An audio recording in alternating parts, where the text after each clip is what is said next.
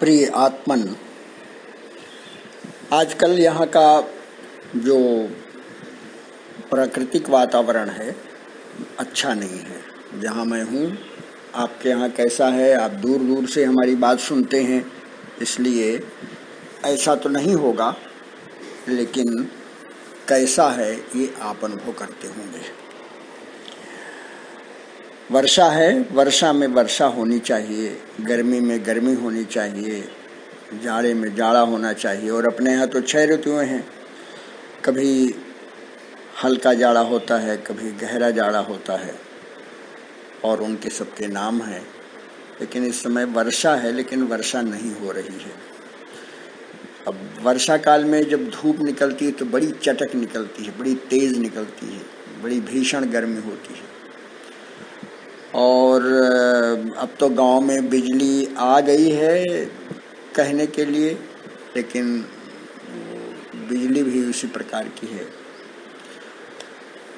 लेकिन कृत्रिम उपायों से प्रकृति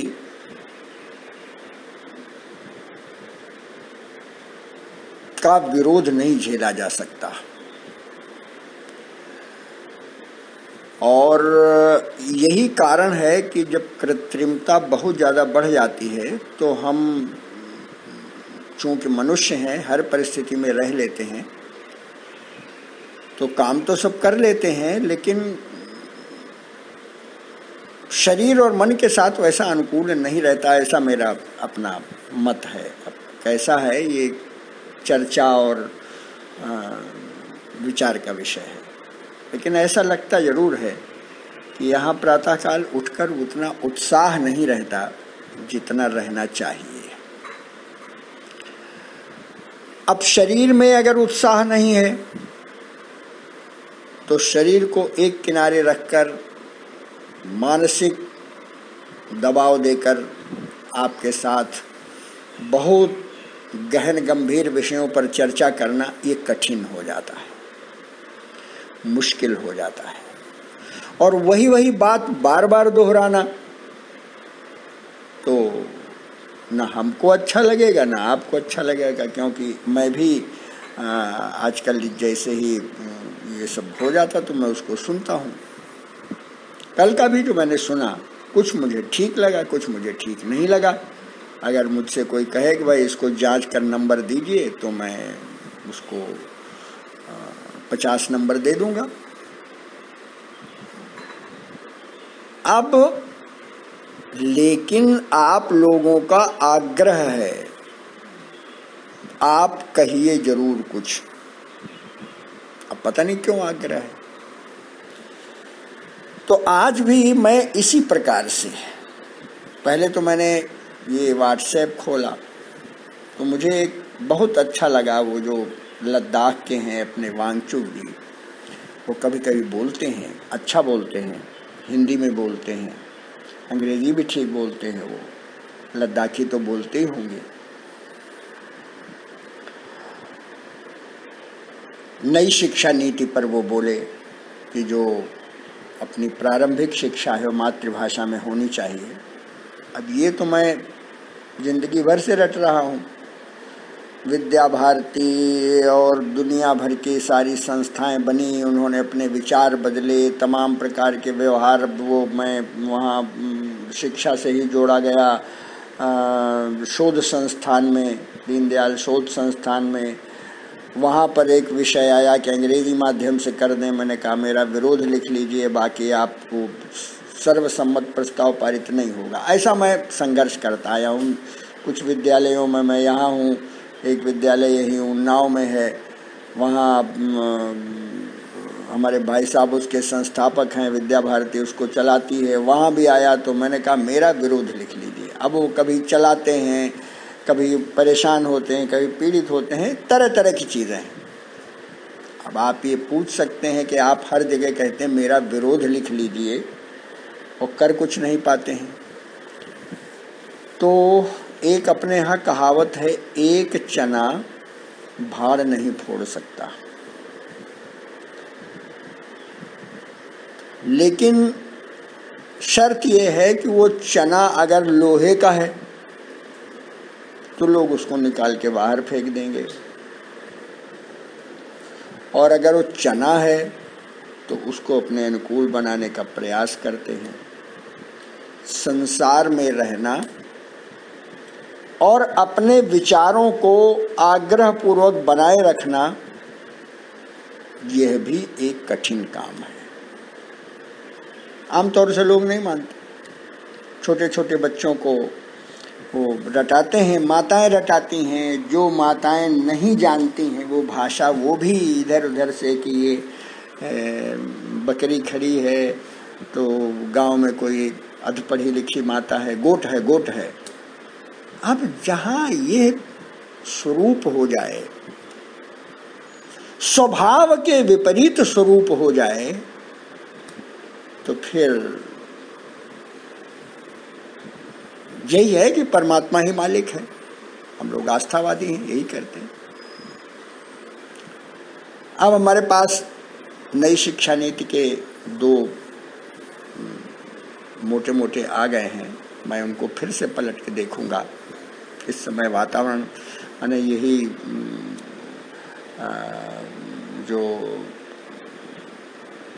प्रकृति है वो बड़ी विपरीत है, इसलिए इन्हें पढ़ने में मन लगता है, इन्हें कुछ वैसा, शरीर भी बहुत स्वस्थ नहीं है, लेकिन मैं उसको निकाल कर रखता हूँ। मैं देखता हूँ उसमें कौन सी अंश क्या है। आजकल इसकी चर्चा भले लोगों में चल रही है, लेकिन एक तूफान नहीं है। तूफान तो अब टेलीविज़न में तो वो सुशांत मर्डर केस चल रहा है, फिर वो ऐसा हो गया, फिर वैसा, ज़्यादा राजनीति रहती है, कुछ मसालेदार खबरें रहती हैं।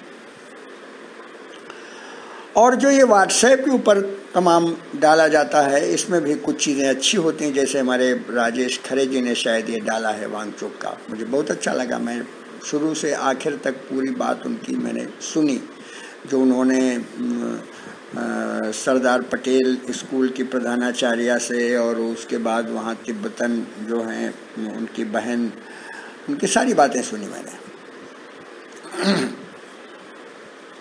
अब ये अद्भुत देश है, और ये माने भारतवर्ष, जो चीज़ आती है ये अवशोषित कर लेता है। भाषा, वेश, रहन सहन, और कई बार विचार भी इसी प्रकार से तमाम प्रकार से आवृत्त हो जाते हैं। लेकिन जब चिंतन में आप गहराई में जाएंगे तो ऐसा लगता है कि नहीं, इस धरती का जो मूल भाव है, भाव वो वही है। और अगर ये मूल भाव बदल जाए, अगर भारतवर्ष का मूल भाव बदल जाए, तो फिर यह देश भारत न रहता, तब न रहता ये। तब फिर ये वैसे ही बहता, जैसे आप टर्की को देख रहे हैं, आप उसको मिस्र को देख रहे हैं, तमाम ऐसे देश हैं, आप अपना ज्ञान में बना लीजिए। रूप, रंग, भाव सब बदल जाता है, लेकिन इस धरती का भाव नहीं बदलता। उथल पुथल बहुत हो जाती है, और तमाम ऐसा, यहाँ तक कि एक एक विद्वान कहता दिल्ली ईश्वरोवा जगदीश्वरोवा पंडित राज जगन्नाथ। ऐसा होने के बाद भी फिर कहीं रेत से, कण से, मिट्टी से कोई भाव उद्भूत हो जाता है। कहीं राजनीति के क्षेत्र में, कहीं साहित्य के क्षेत्र में, कहीं ऋषि मुनियों के माने एक धार्मिक क्षेत्र में, कोई न कोई उत्पन्न हो जाता है।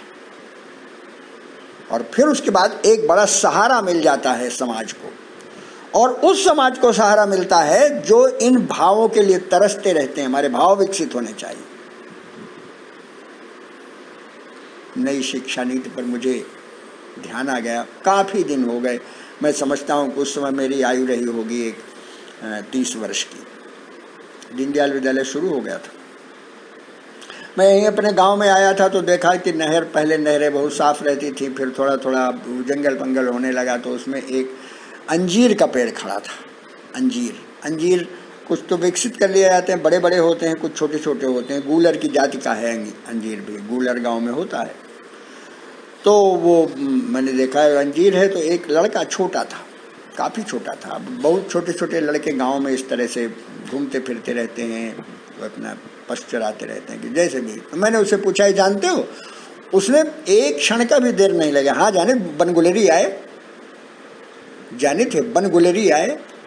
अब गूलर उसने देखा और ये देखा उसी तरह का है, उतनी बड़ी साइज का नहीं हो रहा है, थोड़ी मिठास कम है, तो बनगुलेरी जंगल का गूलर हो गया। अंजीर नहीं जानता, लेकिन नामकरण कर दिया उसने। अब ये जो भाव है इस हर धरती का, इसको लेकर जब आप चलेंगे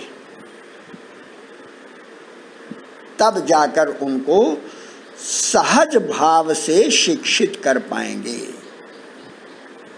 आप कहते हैं एकदम से पहली सीढ़ी पर पैर रखने की आप चिंता नहीं कर रहे हैं और छत के ऊपर कूदने की बात कर रहे हैं कि साहब वो फिर IIT में फिर कैसे, फिर वो आगे कैसे पढ़ाई करेंगे।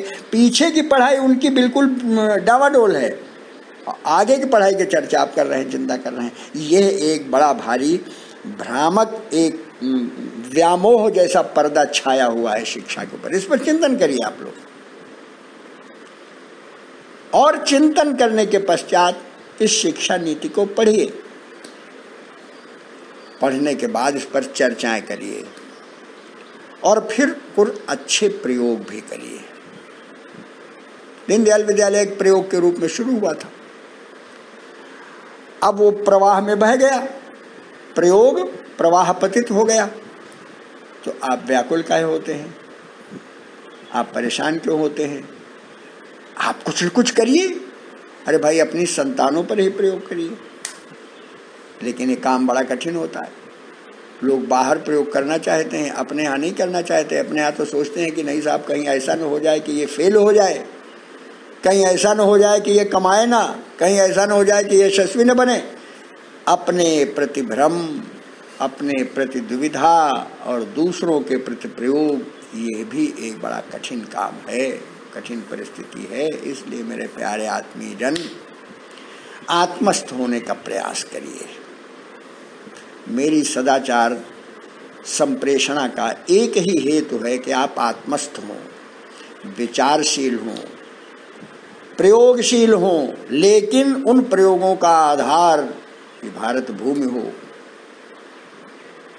अन्यथा सारा विश्व जिस भ्रम और भय से ग्रस्त है, उसको दिशा और दृष्टि देने का काम अगर कहीं का विचार, कहीं की भूमि, कहीं का भाव दे सकता है तो भारत है। और इस भारत के हम नागरिक हैं, इसकी अनुभूति केवल नहीं होनी चाहिए, इस पर गर्व भी होना चाहिए और सोत्साह आगे बढ़ना भी चाहिए।